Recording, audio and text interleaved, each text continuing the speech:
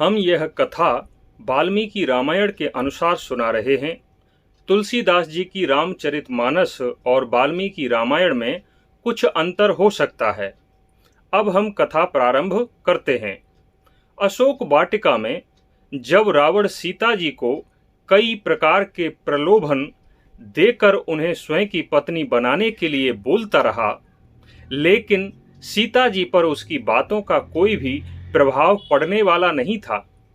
जब रावण बोल बोल कर थक गया, तब सीता जी ने एकदम स्पष्ट कह दिया कि मैं श्री राम से अभिन्न हूँ। मुझे इस दुनिया की कोई भी शक्ति श्री राम से अलग नहीं कर सकती। इसलिए हे राक्षस राज, अपना समय व्यर्थ क्यों कर रहे हो?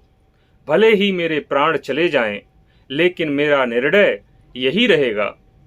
जब सीता जी के सामने रावण की दाल न गली, तो वह क्रोध से झल्ला उठा और सीता जी की चौकसी में जो राक्षसियां थीं, उन्हें संबोधित करते हुए कहने लगा कि जो समय इस सीता को दिया है, उसमें अभी 2 महीने शेष हैं।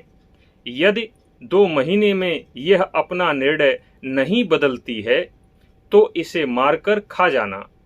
इतना कहकर क्रोध में तमतमाता हुआ रावण अपने अंतःपुर की तरफ चला गया।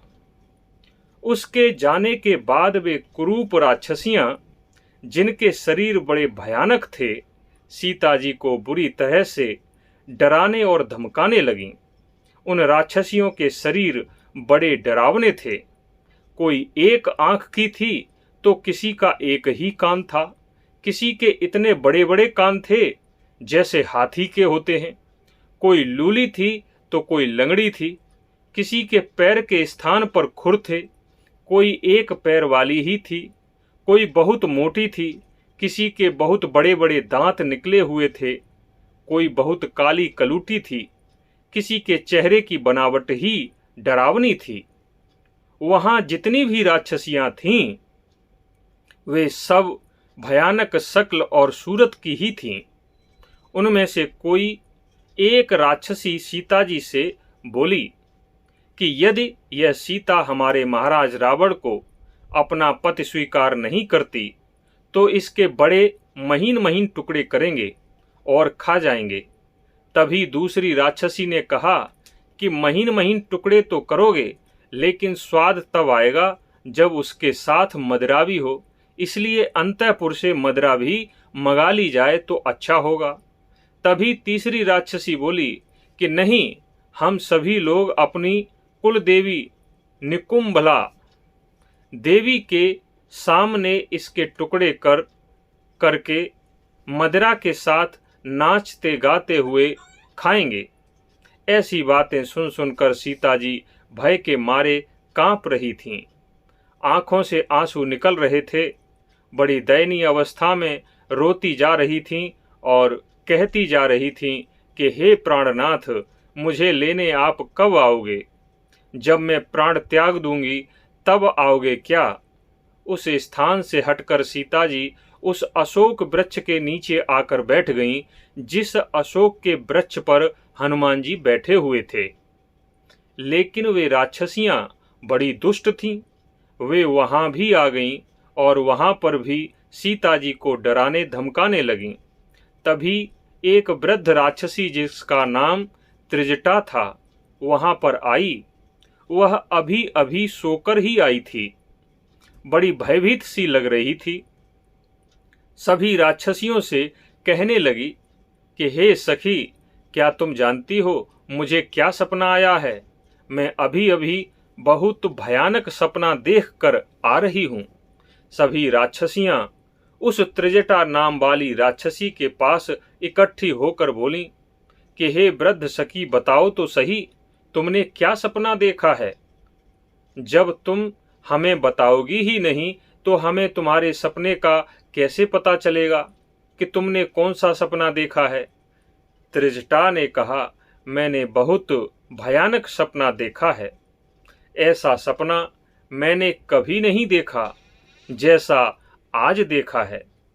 ऐसा सपना देखा है कि जिसमें सभी राक्षसों का नाश होता हुआ दिखाई दे रहा था।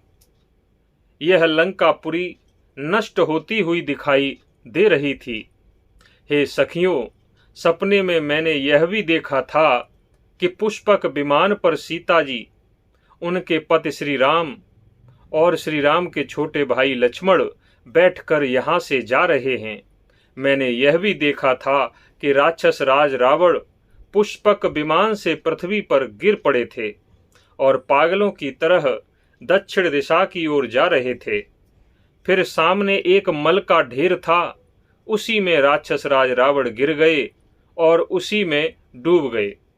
सभी राक्षसों में एकमात्र विभीषण ही ऐसे थे जिन्हें मैं श्वेत वस्त्र धारण किए हाथी पर बैठे हुए आकाश में देख रही थी। यह लंकापुरी समुद्र में डूबी हुई दिखाई देती थी। इसके सभी दरवाजे टूटे हुए थे। मैंने यह भी देखा कि श्री रामचंद्र जी का एक दूत आया था जो वानर था। उसने सारी लंका जलाकर भस्म कर दी थी। इसलिए तुम सभी इस सीता जी को डराना धमकाना बंद कर दो, अन्यथा भविष्य में तुम्हारा अंत कोई रोक नहीं सकता।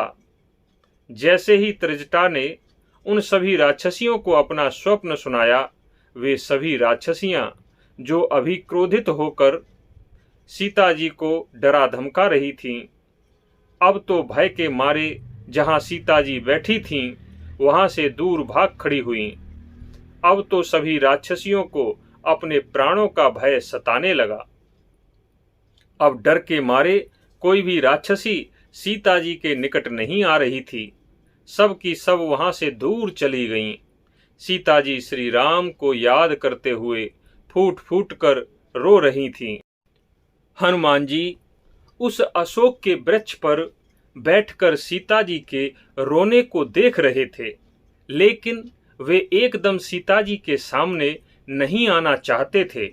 उन्हें डर था कि सीता जी ये न समझ बैठें कि कोई मायावी राक्षस भेष बदलकर मेरे सामने आया है, या वानर के भेष में रावण को ही न समझ लें और मुझे देखकर चीख पुकार करने लगें।